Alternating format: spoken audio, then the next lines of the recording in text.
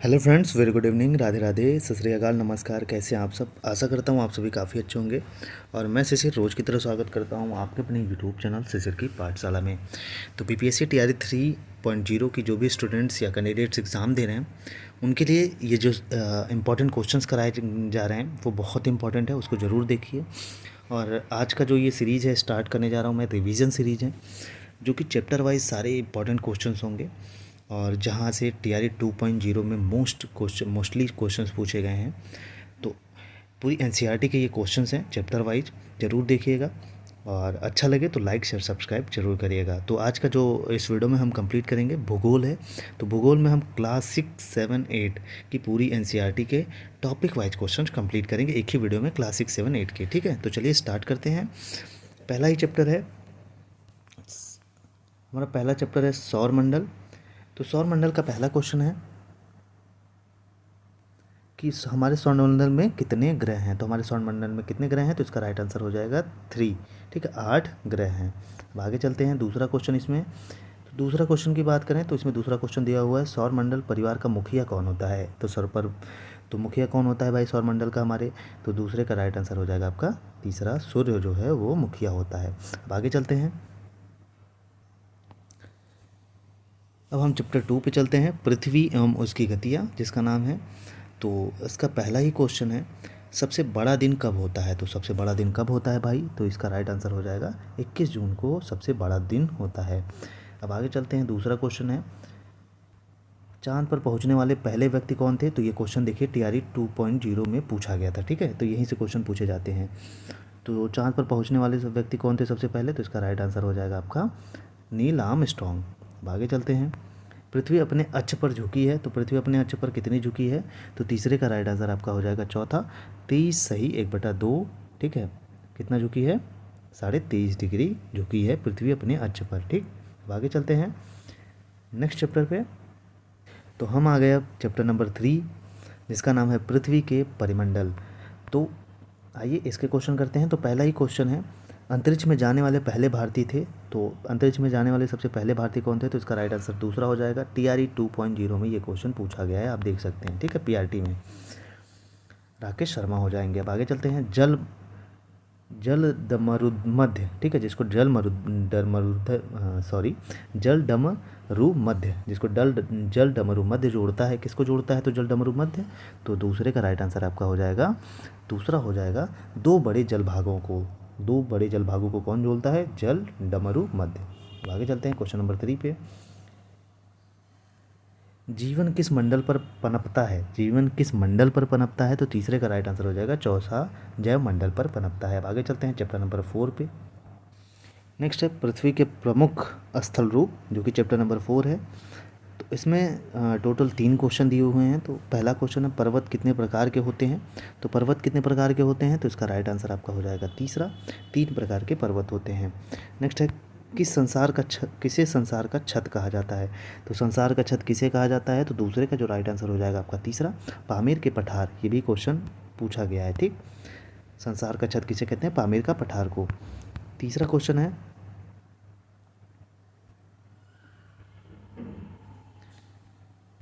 पहाड़ों की लंबी श्रृंखला को क्या कहा जाता है। तो जो पहाड़ों की लंबी श्रृंखला है उसको क्या कहा जाता है, तो तीसरे का राइट आंसर हो जाएगा पहला, पर्वतमाला कहते हैं। अब चलते हैं चैप्टर नंबर 4 पे। तो जो चैप्टर नंबर 5 है हमारा, जिसका नाम है दिशाएं, तो आइए इसको कवर करते हैं। तो पहला ही क्वेश्चन इसमें पूछा है कि हिमालय भारत के किस भाग में दक्षिण पश्चिम से उत्तर पश्चिम दिशा में स्थित है। तो हिमालय भारत के किस भाग में दक्षिण पश्चिम से उत्तर पश्चिम दिशा में स्थित है, तो पहले का राइट आंसर हो जाएगा आपका पहला हो जाएगा। ठीक है, पूर्वोत्तर में। अब आगे चलते हैं, कुल दिशाओं की संख्या कितनी है। तो कुल दिशाओं की संख्या की बात करें तो कितनी है भाई, तो दूसरे का राइट आंसर हो जाएगा, कुल दिशाओं की संख्या कितनी होगी, दूसरे का चौथा। ठीक है, कितना हो जाएगा 10। नेक्स्ट है प्रमुख दिशाएं कितनी होती हैं। अगर कुल पूछे तो 10 होती हैं, प्रमुख दिशाएं पूछे तो प्रमुख दिशाएं की बात करेंगे हम। प्रमुख दिशाएं हमारी होती हैं 4। ठीक है, प्रमुख कितनी दिशाएं होती हैं, 4 होती हैं। अब चलते हैं नेक्स्ट चैप्टर पे, चैप्टर नंबर 6 पे। चैप्टर नंबर 6 है हमारा पृथ्वी और ग्लोब। तो आइए पृथ्वी और ग्लोब को देखते हैं। तो इसमें पहला क्वेश्चन पूछा है सबसे अधिक गर्मी कहाँ पड़ती है? तो सबसे अधिक गर्मी कहाँ पड़ती है भाई? तो छठवें का राइट आंसर हो जाएगा पहले का तीसरा। ठीक, पहले का क्या हो जाएगा? तीसरा। उष्णकटिबंधीय क्षेत्रों में सबसे अधिक गर्मी पड़ती है। अब दूसरे पे चलते हैं, कर्क रेखा है। तो कर्क रेखा क्या है भाई? तो कर्क रेखा का राइट आंसर हो जाएगा दूसरे का दूसरा। ठीक है, 23 सही, 1/2 उत्तरी अक्षांश। अब आगे चलते हैं। क्वेश्चन नंबर तीसरा पूछा है इसमें कि एक देशांतर से दूसरे देशांतर की दूरी तय करने में सूर्य को कितना समय लगता है? तो एक देशांतर से दूसरे देशांतर की दूरी तय करने में सूर्य को कितना समय लगता है? तो तीसरे का राइट आंसर आपका हो जाएगा पहला, 4 मिनट लगता है। ठीक, अब आगे चलते हैं चैप्टर नंबर 7 में। तो ये है हमारा चैप्टर नंबर 7, जिसको हम कहते हैं मानचित्र अध्ययन। तो आइए पहला ही क्वेश्चन देखते हैं। निम्नलिखित में से कौन सा युग्म रंगों के संबंध में गलत है जिसके द्वारा मानचित्र पर एक भू आकृति का प्रतिनिधित्व किया जाता है? तो पहले का राइट आंसर क्या हो जाएगा? पहले का राइट आंसर आपका हो जाएगा दूसरा, पठार स्लेटी। ठीक है, पठार स्लेटी। आगे चलते हैं। क्वेश्चन नंबर दूसरा है, यदि कोई नक्शा आपके सामने है तो दक्षिण दिशा दिखाई जाती है। तो अगर कोई नक्शा आपके सामने है तो दक्षिण दिशा उसमें कैसे दिखाई जाती है? तो दूसरे का राइट आंसर हो जाएगा चौथा, मानचित्र के निचले भाग में। ठीक है, मानचित्र के निचले भाग में। अब आगे चलते हैं क्वेश्चन नंबर 3 पे। मानचित्र निर्माण में ध्यान रखना चाहिए। तो मानचित्र निर्माण में क्या ध्यान रखना चाहिए? तो तीसरे का राइट आंसर हो जाएगा चौथा, उपयुक्त तो सभी का, संकेतों का भी, दिशाओं का भी और मापक का भी। अब चलते हैं चैप्टर नंबर 8 पे। तो ये है हमारा चैप्टर नंबर 8, जिसका नाम है हमारा राजा। ये इसको देखते हैं। इसमें पहला क्वेश्चन दिया हुआ है, कांवर झील बिहार के किस जिले में है? तो कांवर झील बिहार के किस जिले में है भाई? तो इसका राइट आंसर पहले का हो जाएगा दूसरा, बेगूसराय में है। आगे चलते हैं, बिहार में कितने भाग पर वन का विस्तार है? तो बिहार के कितने भाग पर वन का विस्तार है? तो ये भी क्वेश्चन पूछा गया है। तो दूसरे का राइट आंसर हो जाएगा आपका पहला, 7.84%। नेक्स्ट है, तीसरा क्वेश्चन है, फतुहा से बढ़ैया मोकामा तक का कैसा क्षेत्र कहा जाता है? जो फतुहा से बढ़ैया मोकामा तक का कैसा क्षेत्र कहा जाता है? तो तीसरे का राइट आंसर हो जाएगा तीसरा, पहला और दूसरा दोनों, मतलब टाल क्षेत्र भी बोलते हैं और ताल क्षेत्र भी बोलते हैं उसको। ठीक, चलते हैं क्वेश्चन नंबर 4 पे। 2011 की जनगणना के अनुसार बिहार की कुल जनसंख्या है, तो बिहार की कुल जनसंख्या कितनी है? तो चौथे का राइट आंसर हो जाएगा आपका पहला, ये इसका राइट आंसर हो जाएगा। लास्ट में याद रखिएगा 452। ठीक है, जिसमें रहे वही जनसंख्या सही है। ठीक है, आगे चलते हैं क्वेश्चन नंबर 5 पे। क्वेश्चन नंबर 5 है, 2011 की जनगणना के अनुसार बिहार के किस जिले में पुरुष साक्षरता सबसे अधिक है? तो 2011 की जनगणना के अनुसार बिहार में किस जिले में पुरुष साक्षरता सबसे अधिक है? तो इसका राइट आंसर आपका हो जाएगा पहला, रोहतास में। ठीक है, साक्षरता दर भाई रोहतास में सबसे ज़्यादा है।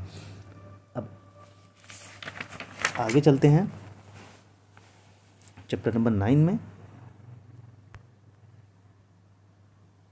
तो ये है चैप्टर 9, जिसका नाम है बिहार दर्शन। तो पहला क्वेश्चन है,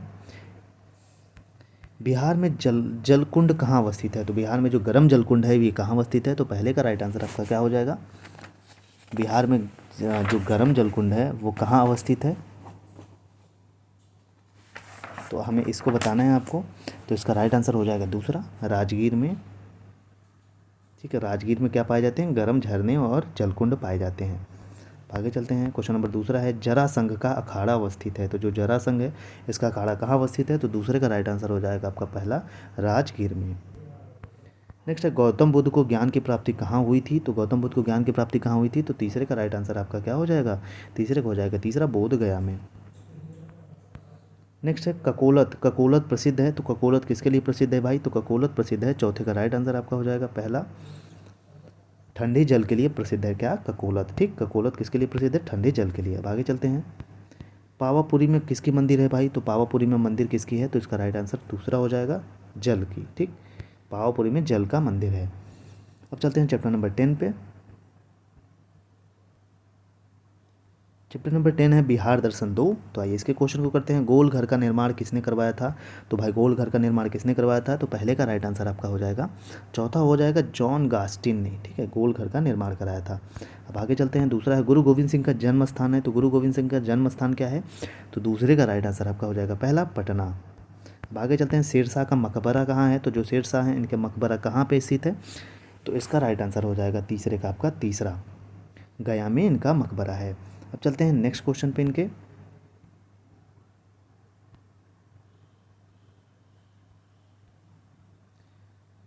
क्वेश्चन नंबर 4 है, पत्थर की मूर्ति या छिड़ी मिली है, तो जो पत्थर की मूर्ति है ये छिड़ी कहाँ पे मिली है, तो चौथे का राइट आंसर आपका हो जाएगा दूसरा, दीदारगंज में। ठीक है, आगे चलते हैं, लास्ट क्वेश्चन है ये हमारा क्लास 6 की एनसीईआरटी के सारे क्वेश्चन इसमें कंप्लीट हो जाएंगे। तो शेरशाह का मकबरा कोड़ी है, तो शेरशाह का मकबरा कोड़ी है, ये क्वेश्चन पूछा है, तो पांचवे का राइट आंसर दूसरा हो जाएगा, अष्टकोड़ी है। ठीक, शेरशाह का जो मकबरा है अष्टकोड़ी है। तो इस वीडियो में हम लोगों ने क्लास 6 की जो जियोग्राफी की एनसीईआरटी को सारे क्वेश्चन हैं हम लोगों ने कर लिया। ठीक है, तो ये जियोग्राफी का है, पूरा क्वेश्चन है, लगभग 60 क्वेश्चन थे इसमें जिसको हम लोगों ने किया है। तो पूरा एनसीईआरटी का क्वेश्चन है और यहाँ से आपको क्वेश्चन ज़रूर मिलते हैं। पिछली बार टीआरई 1 में भी पूछा गया था, टीआरई 2 में भी पूछा गया था। और इसका पीडीएफ पाने के लिए आप हमारे टेलीग्राम चैनल से जुड़ सकते हैं।